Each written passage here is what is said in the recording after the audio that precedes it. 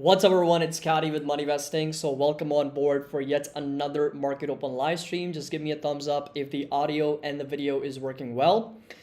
Things obviously are not looking too good. We've got the QQQ ETF down a little bit over 1% right now. The SPY is down also over 1% and the Dow Jones dropping close to 1%. So we are pretty red right now for the markets overall.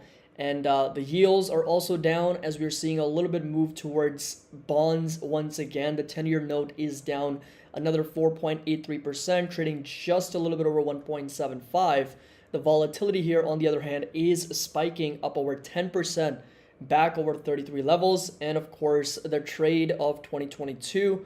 Oil is up another 3.4%. Brent hitting highs of over $113, $114 per barrel, and crude is just shy of 112. We got platinum up over 1.6%. Wheat continues to push higher, over 7% in the green today, trading as high as 11.20. Aluminum is up over 2.2%. Palladium is up over 6% on the day, trading at almost over 29.52. So thank you so much for joining, everyone. I really appreciate it. Make sure that you drop a like and of course subscribe if you're new to the channel. And yeah, it feels like a very long time of just consistent selling pressure. Talking about cryptos here, so Bitcoin is once again for the fourth time getting rejected at $46,000, and we're on our way down to roughly at 41,000. We're down a little bit over 2.7%.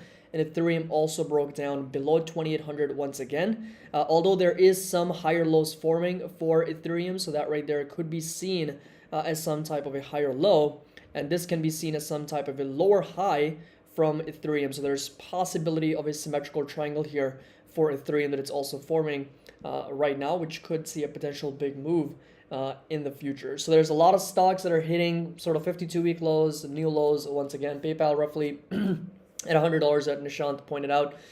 Amazon, Alibaba I was checking out earlier, it's now down to just over $100 per share once again. The low for this candle on February 24th was just over $100. So, you know, breaking down below $100 for Alibaba will be such a psychological hit for shareholders, and we'll see if it actually gets down there under $100. But overall, very, very brutal markets. The earnings week is complete. We had Costco report after hours yesterday. I think they're slightly down right now, a little bit over 4%, 5% if I'm not mistaken, last time I checked. So roughly 3% down right now.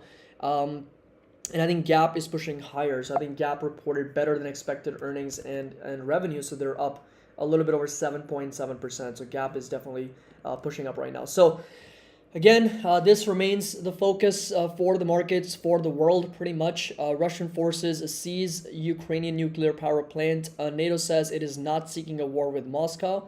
So NATO interception is out of question. You know, they've already mentioned that they are not going to interfere with what's going on, unless of course Russia, starts to, attack any of the NATO members, which is going to be a much bigger problem for Putin. But for now, NATO has said that they're not seeking a war with Moscow. But of course, things are only getting worse and they're escalating every single day. And Goldman says that Russia's Ukraine war could lead to the largest disruption ever in commodity supply, because we've already seen a lot of commodity prices go higher because of demand supply imbalances.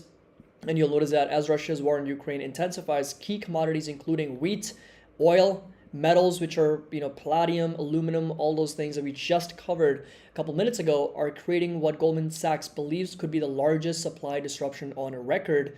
And part of the issue is that the markets were already tight ahead of Russia's invasion as demand rebounded out of the pandemic, and the situation has deteriorated. And as long as there's uncertainty around conclusions on this outcome, the risk is to the upside across all commodity markets. And the situation was bad coming into this because you had very low inventories, very little spare capacity. You put that together with this disruption that is potentially the largest disruption we've seen ever in commodities, creates a lot of upside risk for the companies. Of course, creates a lot of inflation risk as well in the near term for however long this thing continues, because we're seeing a lot of supply chain disruptions right now with this. So this is something that I posted on February 23rd in our market updates channel in our Discord. So I just wanted to kind of, recalibrate us to this, because it's important we understand the flow of money, right? That's really what this is going over. So I point out this select sector index chart, right? So if you come over here to this chart, this is kind of what shows you where the money is going to, right? Where is it coming out of and where it's going, right? Because this tells us which sectors are doing well versus which sectors are not doing well. So what I pointed out in the, sort of that market update, back on the 23rd of February, is that this chart really shows us the flow of money in the equity markets year to date. And the big money, in other words, Wall Street, is flowing capital into energy as oil prices test almost $100 a barrel. Back then, they were just under $100 a barrel. And two sectors have outperformed so far year to date. So two sectors that had outperformed, and there still are so far, were energy and metals, right? So these are the two sectors where investors are looking at if they want to look for gains in 2022, right? Those are the two sectors that are really doing well. All other sectors are down year to date, anywhere between -1 to as much as -20%. So there are two options in this market, really, right? There's two options right now from a asset allocation standpoint.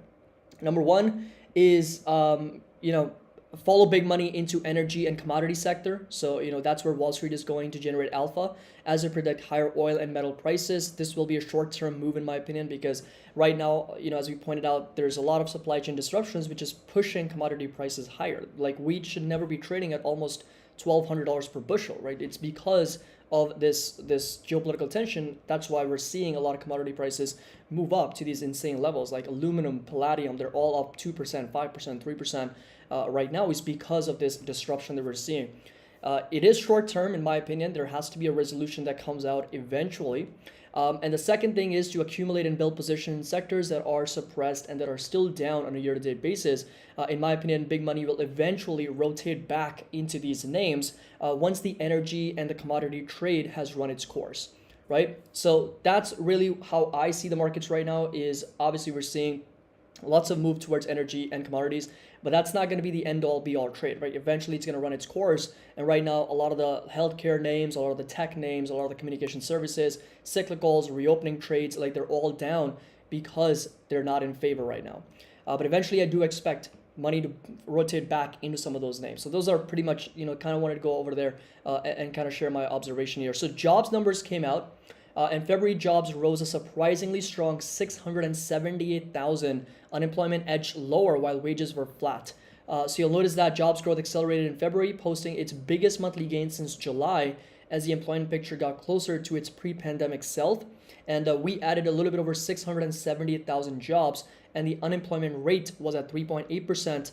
And that compared to the estimates of 440,000 and the unemployment rate at 3.9%. So overall, very, very strong numbers. So 670,000, that's how much we added. 3.8% is the unemployment rate right now, edging down from 4%. So very strong move there. Participation rate was 62.3%. And the average hourly earnings month over month, pretty much no change. So staying flat. And the average work week was also flat at 34.7 hours per week is how much they're working, employees are right now. So this right here was again the number in a sign inflation could be cooling. Wages barely rose for the month, up just 1 cent for an hour, so 0.03% compared to estimates of 0.5 basis points, 0.5% or 50 basis points, and the year-over-year increase was 5.13%, still well below inflation, which is running at well over 7.5%. Now going over some updates and downgrades before we jump over to our economic calendar, which is also available for download if anybody wants to download that. So Bard reiterates Rivian as outperform.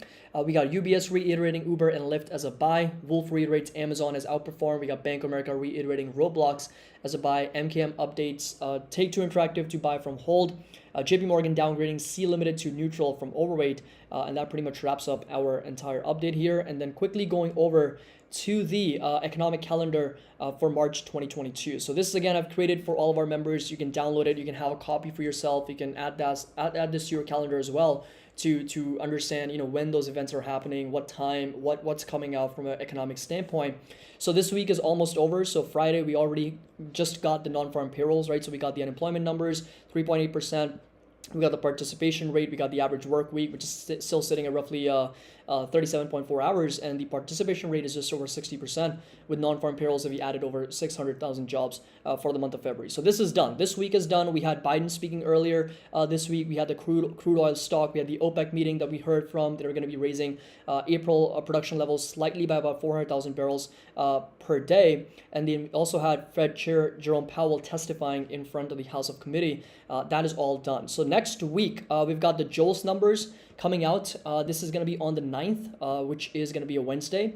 JOLTS number is going to be a job opening number. So we're sitting a little bit over 10 million jobs right now in the US. And then, of course, this is going to be the important day going into next week, which is going to be inflation coming out on March 10th, which is going to be a Thursday next week. So we got our CPI numbers, we got our core CPI when you exclude food and energy, and we're going to see where we sit for those numbers. 7.5% is where we are right now, which is again a 40-year high, and that's going to be very important for the markets and where we are. And then on the 11th, we got consumer expectations and consumer sentiment that comes out on Friday, which is going to be March 11th. And then next week, the week after that, of course, we've got the 2-day FOMC meeting, right? So that is going to be very, very important as well. So we've got the OPEC monthly report coming out, the PPI numbers, so that's the producer price index, how much manufacturers are paying, how much businesses are paying for goods and services, the core PPI as well on the 15th. And we got the retail sales, and then on March 16th is going to be an important day for Jerome Powell and the Fed, as they're going to give us the FOMC statement, the summary of economic projections, and of course a press conference at 1:30 p.m. Eastern on March 16th.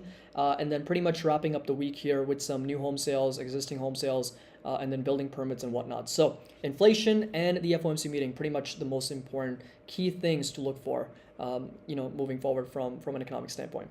All right, we got about 2 minutes left. Let's just do our poll very quickly, and let's see where you guys are sitting. I'm probably guessing it's going to be mostly red, but let's just see markets today.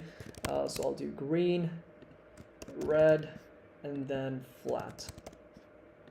Yesterday, we were leaning more towards green, and of course, the markets closed pretty red. So it should be interesting to see how we close today. The QQQ's still well over 334 right now, but $344 is still going to be that resistance that we're fighting all the way up to 348 and $350 per share. So, all right, let me just read over these chat here. So Jacob says energy prices are unsustainable. It's way too late to be entering oil trade. I do agree, and that's one of the reasons why I haven't really gotten any energy exposure, is because commodity prices have been running high, and there is going to be a time when the entire trade is going to run its course. And now the risk reward is very much tilted more towards the risk versus the reward, right? Because it's obviously gone up so much. That's why I've mostly been trading options and at the same time just accumulating positions and stocks that I really want to buy and hold for the long term, because again, I'm not really trading in and out of sectors or completely, allocating in a different sector, but itself just focusing on the strategy, focusing on the business, and I've got a 5-year time horizon out. So, that's kind of like where I'm focusing on right now. So markets here, we're going to quickly switch over to the actual index, and we'll take a look at some individual companies for you guys. But here, where are we? So 63% people expect the markets to be red today, so that's not a surprise because that's where the markets are leaning towards pre-market. Yes, believe final approval for Giga Berlin is being announced today, so definitely an important catalyst for Tesla. And off we go. We got the S&P down, opening about 81 basis points. And we got the Nasdaq down about 60, and the Dow Jones also down about 1% here so far at the open on the day. All right, so let's see. Let's just focus on the QQQs, and then we'll also open up some individual company charts here to see how they're performing.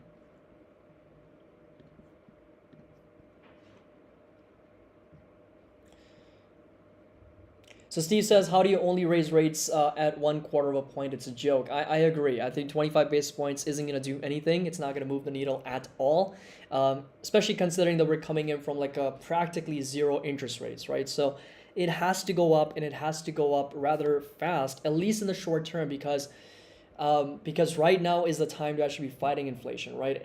Towards the back half of this year, inflation is going to lap over some very, very difficult comps, right? Because we talked about this, after July, it's going to be lapping over on a year-over-year basis over some very, very, very, very high numbers of inflation.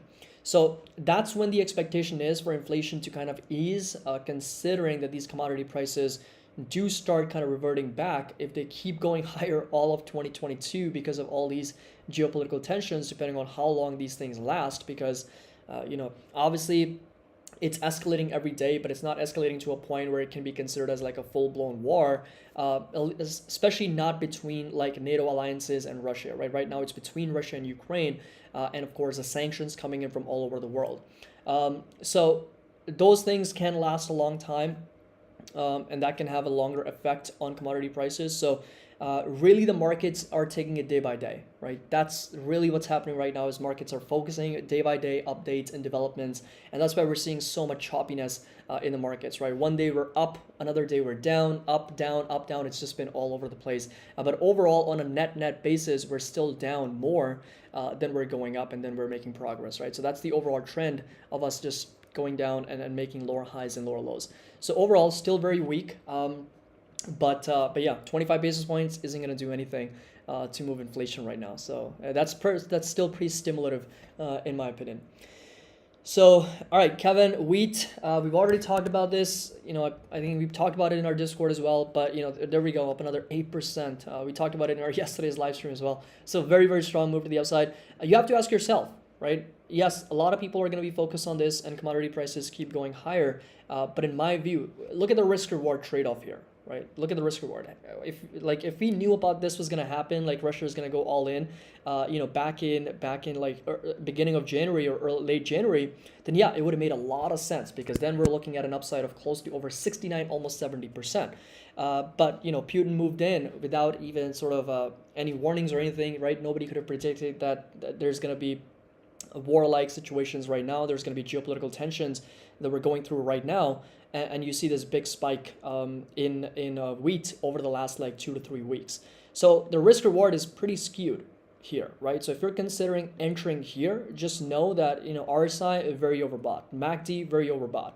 The price itself, just look at the vertical move. Like this kind of feels like Tesla, right? This is something that Tesla would do, right? If you come over to the weekly chart, I mean, just take a look at this candle. This 1 week, it's up over 51%. 1 week. Crazy, absolutely crazy. So, even on the weekly chart, RSI is just very, very overblown. So from a risk reward standpoint, it just quite doesn't make sense in my view. So I'm gonna stay away, even though it has the potential to possibly go even higher. I mean, it's up over 10%, 2% higher than when I started talking about it. But yeah, definitely very, very lots of momentum, right? Lots of momentum. Volume is definitely there, quite a bit. So all right. Astra, let's see. So yeah, you can day trade it. So that's that's possible with some stop losses. So I think that's okay.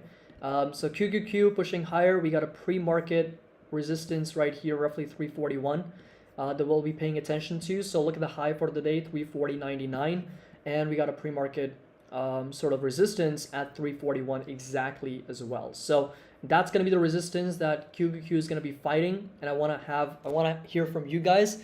Are we going to get a breakout over 341 or not? What do you guys think? Let me know in the live chat. But yeah, so we'll take a look at, so PayPal is green. Somebody pinch me. Is it really? Let's take a look. So Amazon still down. PayPal is green, slightly pushing higher here, up to $101. We got Meta Platforms also green. No way. Definitely pushing higher, back up to $204. And then we got Apple slightly down here.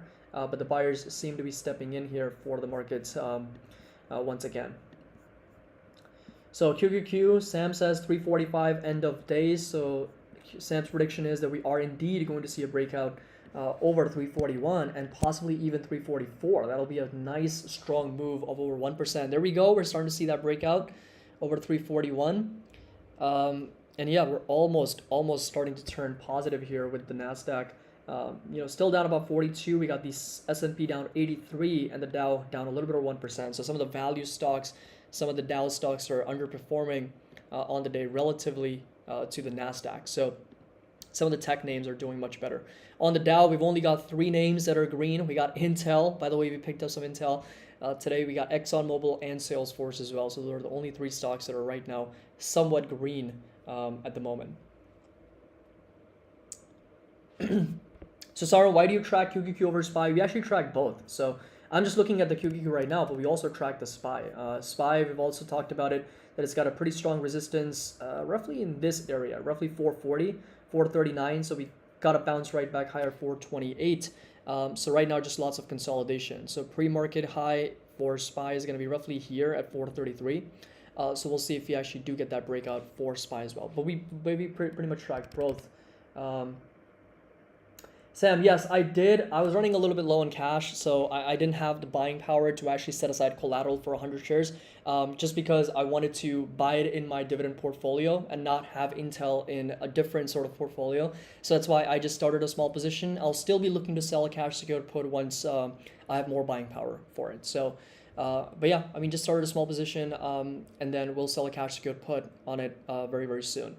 Because I would like to get it at a lower price. That's why it's not like obviously it's not a full position right now. Only started very, very small. But if it does come down lower, or I would love to get it under sub 45, I'd be looking at those strike prices sub $45.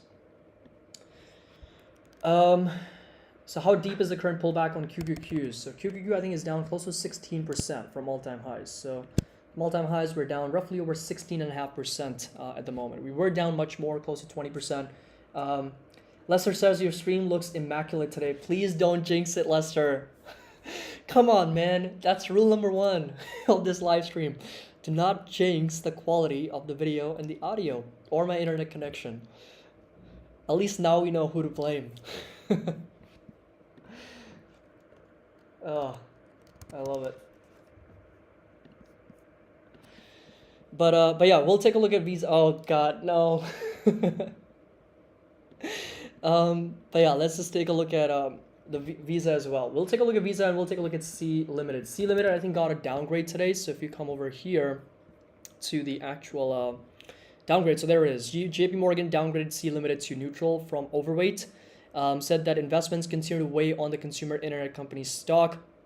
While we remain positive on C Limited's long-term outlook supported by its ongoing investments, these investments could continue to weigh on the share price in the near term in the current market environment. So that is a problem. So Richard says you're lagging now. Come on, guys. Is this a joke or is this actually seriously I'm lagging? But yeah, C Limited has seen a big breakdown here, right? So the next support I would really be watching is roughly at $101. So that would be the level to watch very closely. And yeah, that's the support that we validated coming in from June of 2020 and also in July of 2020. So that's the level that we're testing now. But we've talked about this. I've never really touched C Limited at all. Valuation for me still stays a little bit high, right? So unfortunately, it's still trading at over 6.5 times sales, which is actually not that bad, but 312 times free cash flow. And I have to do some more analysis on the expected enterprise value to EBITDA and the price to earnings as well. So those are some things that we'll watch. So 341 still acting as a resistance, where we got that brief breakout, but we weren't able to close above that resistance. So this candle is not able to close above that level. So we're seeing a lot of sellers step in at that price point. All right, so the yields here, look at PayPal, almost up close to 1%. Facebook now starting to pull back down. Apple here and Amazon also down in the red. VIX is up over 9.5%, and oil prices still continue to rally higher.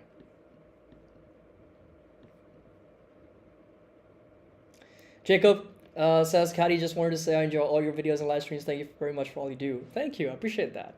Really means a lot. And I'm glad you enjoy it and learn a lot of things from these videos. And again, thank you. I appreciate it. All right, so let's just take a look at Coinbase and SoFi. We'll take a look at. So they kind of fit in sort of like a similar category. Coinbase is more Bitcoin related. So coming down close to 1%. Consolidating sideways for the most part. They reported some incredible numbers, right? So I posted a video on Coinbase as well. I think the fundamentals are very much improving over time, and the company is also profitable.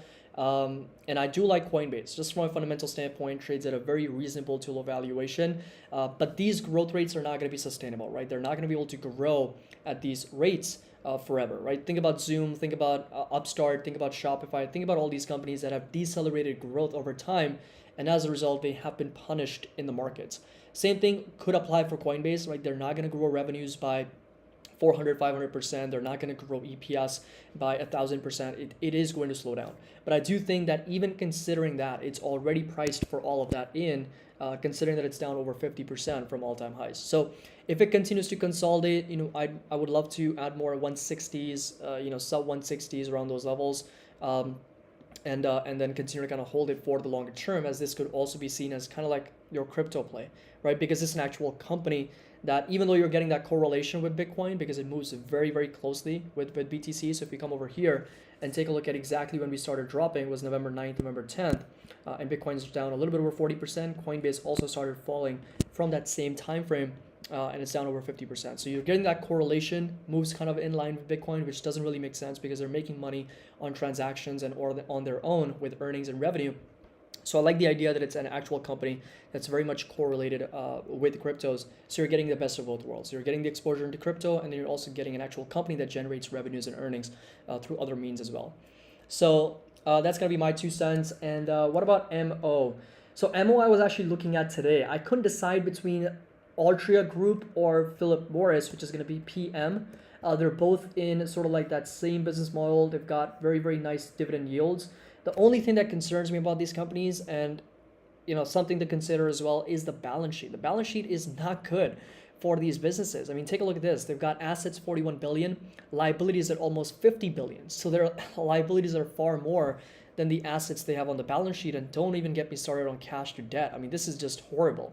Right, $4.5 billion in cash versus over $28 billion in debt. So I think the same is true for Altria. They might have more assets than liabilities.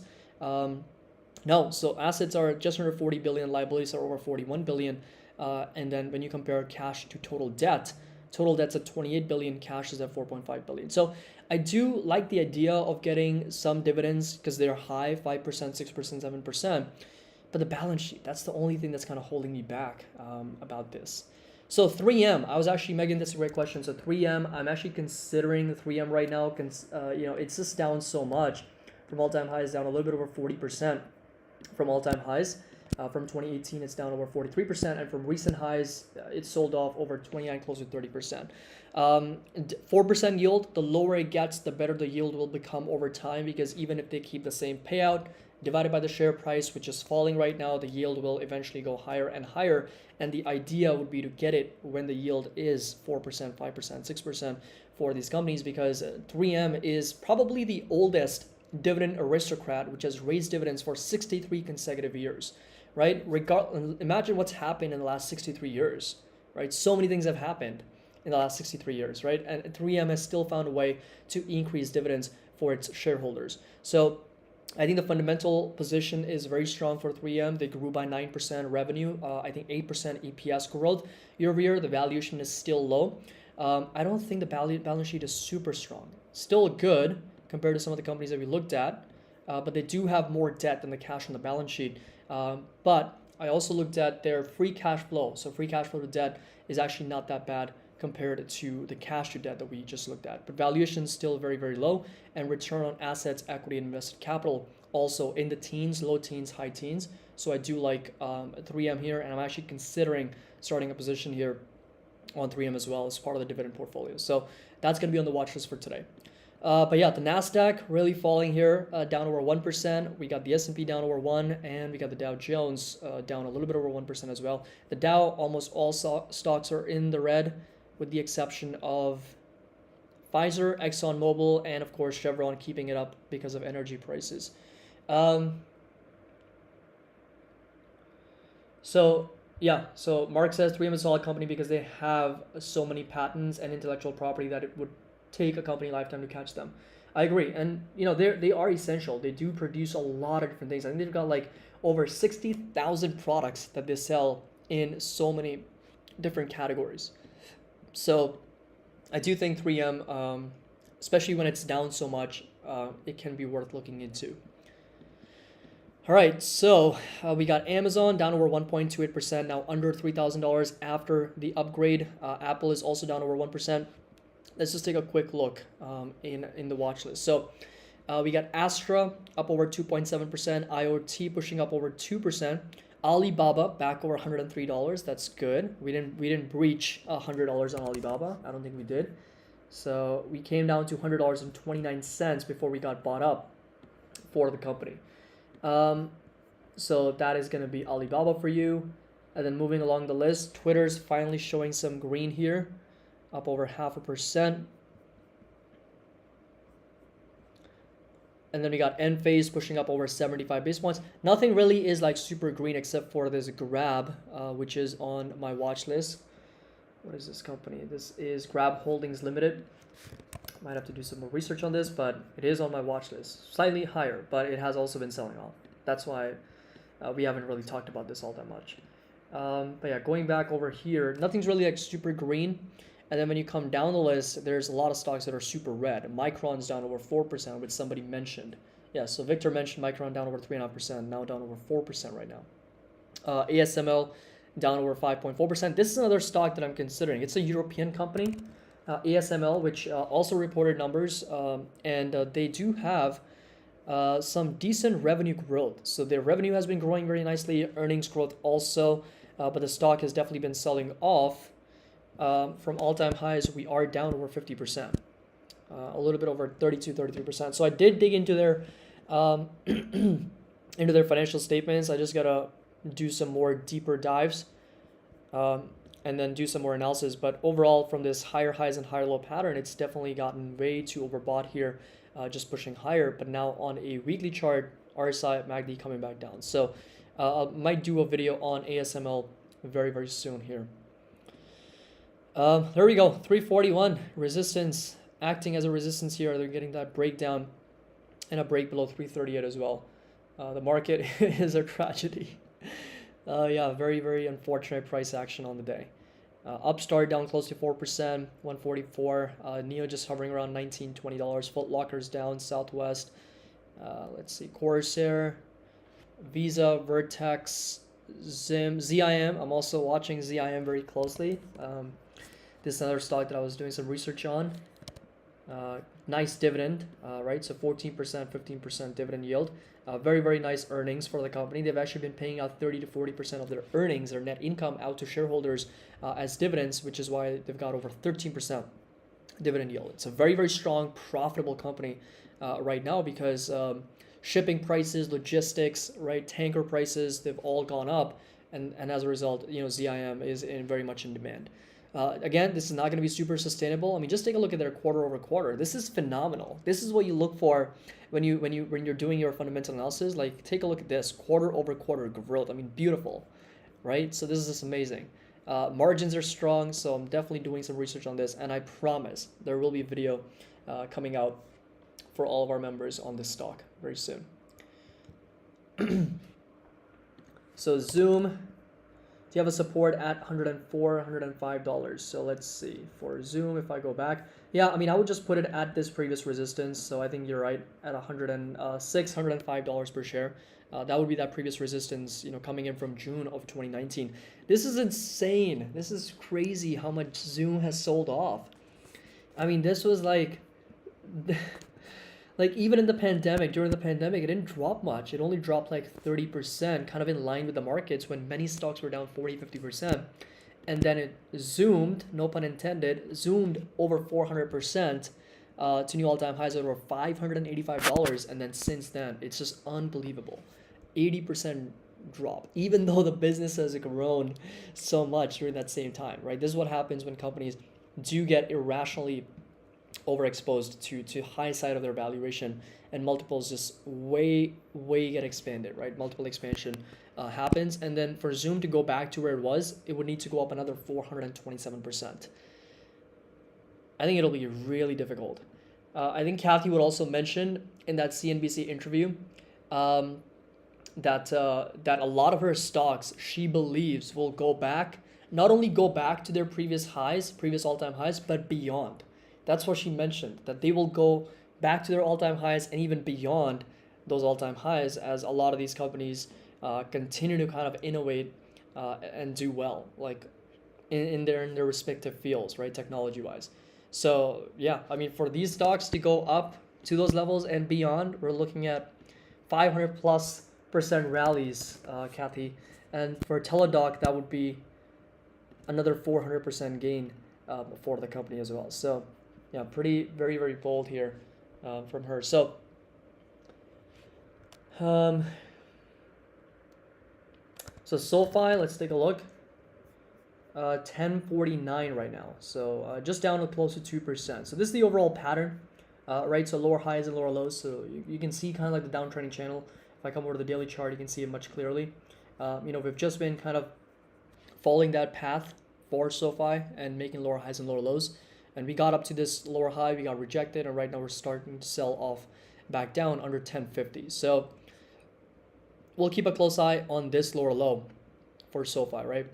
That's gonna be the pattern right now. So Victor, Visa or JPM. So I personally would prefer, Ranjit says, addressing Kathy by Caddy. So Victor, I would personally prefer JP Morgan right now, because Visa, I do think, I did some calculations, I did some analysis on Visa as well, but just depending on the upside right now, in my opinion, there's not a lot.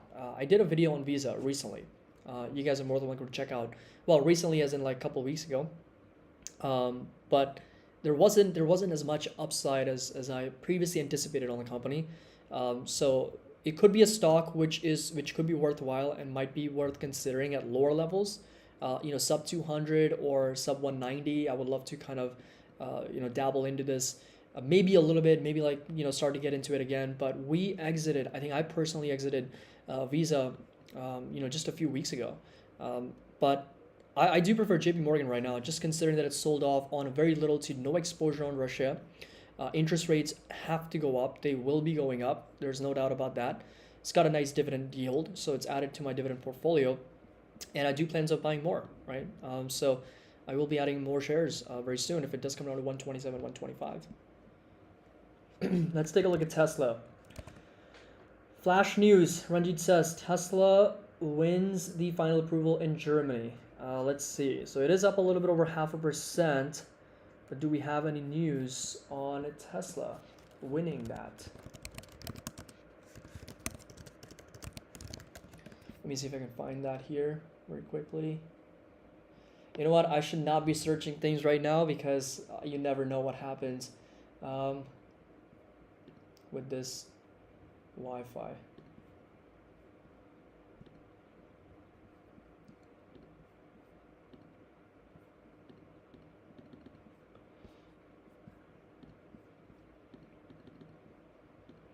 Yeah, I don't know why it's not letting me search here by time, by hour. But yeah, Tesla's 843 right now. 950 is going to be that next resistance. Very similar pattern to SoFi, so still in that lower high and lower low pattern right now. So still in that consistent downtrend. Once we get that breakout past 950, then I'll be a little bit more confident that we're now starting to see some higher highs and higher lows for Tesla. So Bank of America is much better than JP Morgan. So I like Bank of America also. I do think Bank of America has got a lot of potential too. With interest rates going up, Bank of America will also benefit from that. And I think Bank of America is also one of the bigger positions in Warren Buffett's portfolio, which we also talked about earlier. The only key difference is I do think that Bank of America doesn't quite have a lot of involvement when it comes to investment banking, mergers and acquisitions, like sort of like on the corporate side. They're mostly like retail facing or consumer facing, but JP Morgan, you get the JP Morgan Chase, which is more on the retail side, but then JP Morgan, you get all the investment banking, merger and acquisition. So it's a little bit more diversified portfolio for JP Morgan, which you can get from just holding one company. But I think both have their own merits, and I do like both right now. Yes, Buffett loves Bank of America, that's for sure.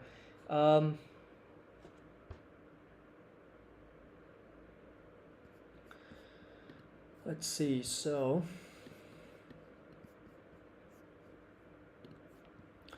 all right, the Nasdaq down over 1.3 now. By the way, the European markets were very red today. So if you come over here to our global markets, I hope we have that. So right here, global markets, DAX was down, the Hang Seng Index was down. So it's not the chart that I'm wanting to see, but let's just split that here. So this was FTSE 100, which is actually still open, down a little bit close to 3% right now. This is the Hang Seng, closed down 2.5%, and the DAX was down over 3.8%. So European markets definitely, getting hit much harder than the US. And yeah, I mean, Hang Seng's not really European, but you get the idea, right? FTSE's down 2.8, DAX is down 3.8, and then the Italy market, I forgot what the index is, but so let's just take a look at Nifty. It was down over 1.5% on the day.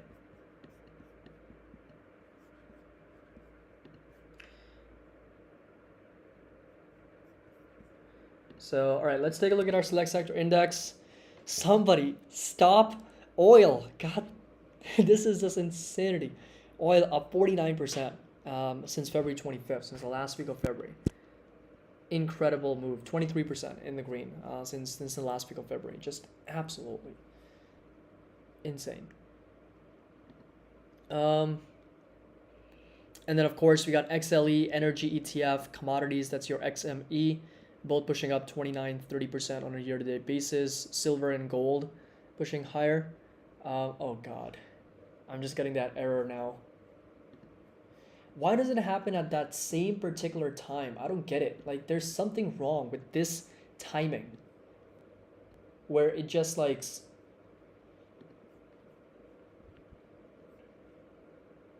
oh god, this is such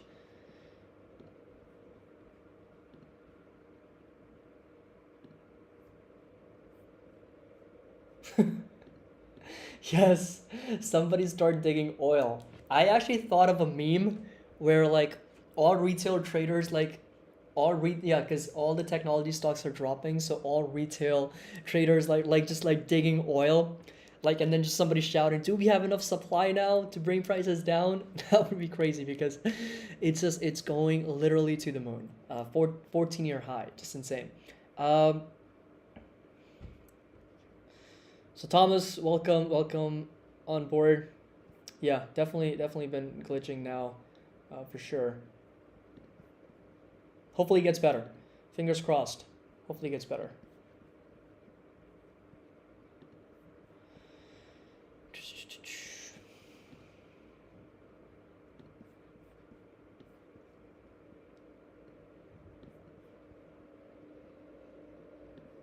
Arnold says, watch The Social Network last night.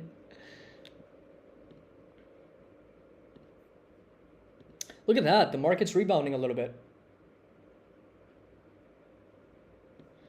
So we got the NASDAQ pushing back higher. Let's take a look at some individual companies. So PayPal, slightly flat on the day. Meta Platform is down about 0.5%. Apple's down about half. Amazon's also down over 1.3%. How are our semiconductors doing? AMD's flat here. And we got Nvidia also just down about 82 basis points. Shopify, look at that, 625. Definitely been pulling back here, down over 2% on the day. Palantir, 1122 right now. Palantir at $10, I feel like that's fair. I mean, that's more than fair for the company. The risk reward is just so appealing at $10 for Palantir. So what's your end of year target on PayPal? So I do have a 5-year estimate on PayPal, and again, that was in the video that we talked about. If you take a fair value, it's going to be moved down quite a bit because we were projecting a very, very low earnings growth for the company. So let's see. So that'll be at 225 for PayPal, but it's also 5 years out for the company. And that's considering a very, very conservative estimates for the earnings per share, right? If that actually moves up or down, that price target will obviously change for the company. So that's going to be the target. And then, so Tesla's on the move. So a lot of companies should be on the move, as considering the NASDAQ is starting to push back higher. And we're probably going up for that second retest on the day and fourth retest since pre-market here at 341 for the QQQs. And Tesla's up over 1.7%, so a very nice move.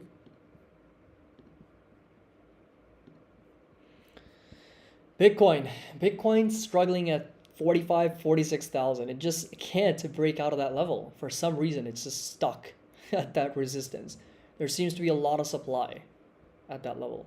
It's like 4 times we've gotten up to that level, and we've gotten rejected. Earlier, it was acting as a support, which made perfect sense, but then we got broken down, came right back up, rejected, sold off again, and we're just like in this back and forth pattern where Bitcoin just not able to successfully break out over 45, 46K.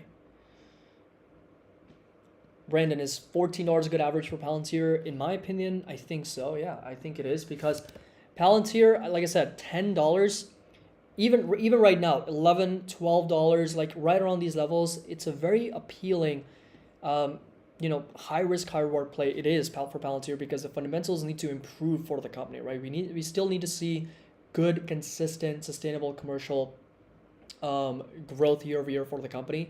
And on top of that, we also need to see the company turn the corner towards profitability, good, solid free cash flow generation, and continue to expand its customer base, right? So those are still things that Palantir needs to improve. But if execution happens, if the company is able to execute on that, this is a big sort of potential, over the long, like 20, 30 years out. This could be one of those companies that gives you like those Amazon type returns or those Tesla type returns, because there's going to be a lot of need for companies that can condense data and can kind of make sense of that, right? So can efficiently use their software and make sense of that data. So in my view, $10, 11, 12, like right around these levels, right around these areas, it could go down to like, $8 or $7. I'm not saying that it can't break below $10. It certainly can, but even at those prices, the risk reward ratio will be incredibly attractive for Palantir. So I do think, again, keeping my exposure personally to about 1% or lower, because I still need the fundamental story to improve, the numbers to actually improve over time. And as I build my confidence, as the fundamentals do a better job in improving, then yes, I can kind of increase my exposure in that company. But I do like it here at $11, $12 roughly, or even lower. So SoFi averaged $10. I will do like an update here on SoFi fundamentally. Like I'll have to do like an updated video after the earnings. I think it might be a good time to kind of share the update analysis on SoFi and where I stand. I do think it's a very similar situation to Palantir. But the only difference is that I think SoFi is not quite profitable even on a non-GAAP basis. I think Palantir reported a positive 2-cent EPS in the fourth quarter on a non-GAAP basis, because they've got that big stock-based comp as an expense. But SoFi, I'll have to do some more update and some more analysis on the company, because like I said, the bank charter is great news, right? We've already talked about this and how the bank charter was all this big qualitative catalyst that was going to take SoFi to the next sort of next level. But what is more important, right? They won the bank charter, that's great, but how is that going to materialize into actual revenues and earnings, right? That's what I want to see over time for the company, because at the end of the day, the numbers are what matters, right? So I think it's important for the company to execute well over the next 4 to 5 years and be able to use that to their advantage and continue to kind of grow the numbers in revenues and earnings. So I'll do like an updated analysis on SoFi very soon.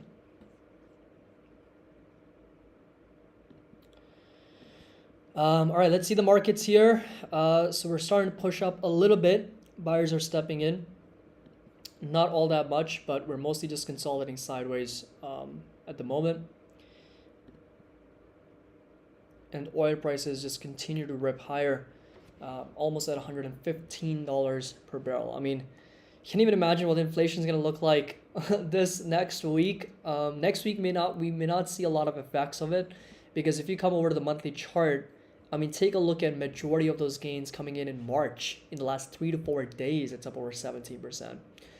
In February, it was up over 9.88%. So, God, I can't even imagine what inflation is going to look like next week and going into April. It'll be, the Fed will need to take action. They just need to. They need to. Like 25 basis points isn't going to do anything. It's not going to do anything. CPI 8.25, 8.5.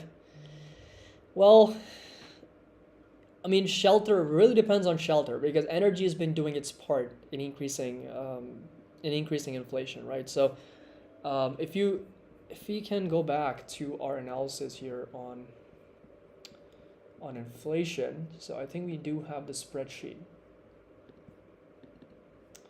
Just give me 1 second. Let me see if I have that spreadsheet on inflation. All right, right here.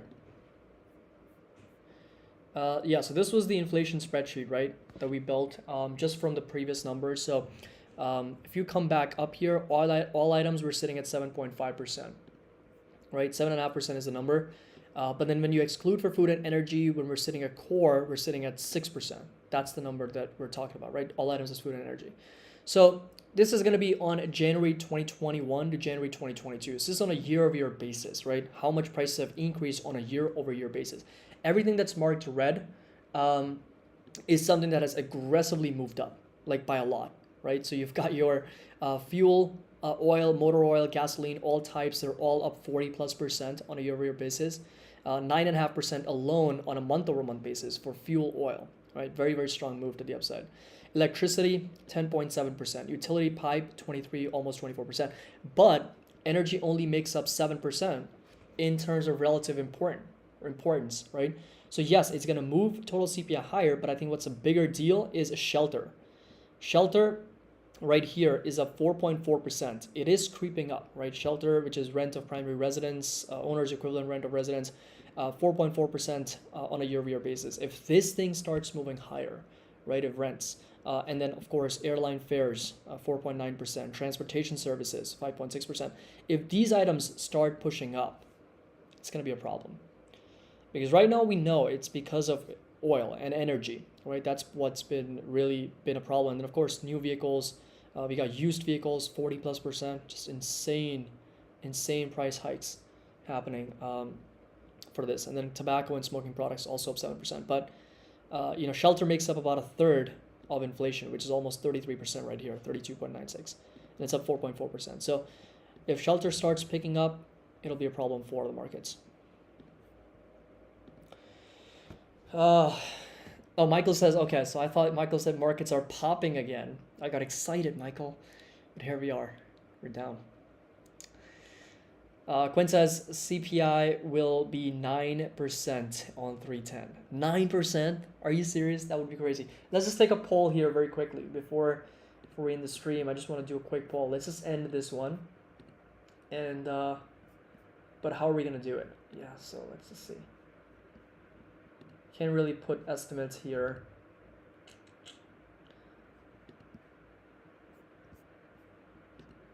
All right, so inflation report next week.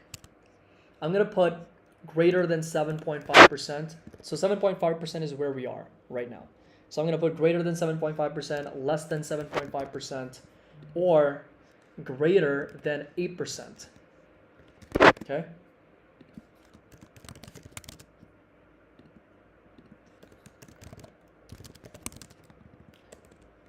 Greater than 8%. And then I'm also going to put maybe, just for fun, greater than 9%. Or if anybody is bold enough to say less than 7%, 7.5%, we'll say that as well.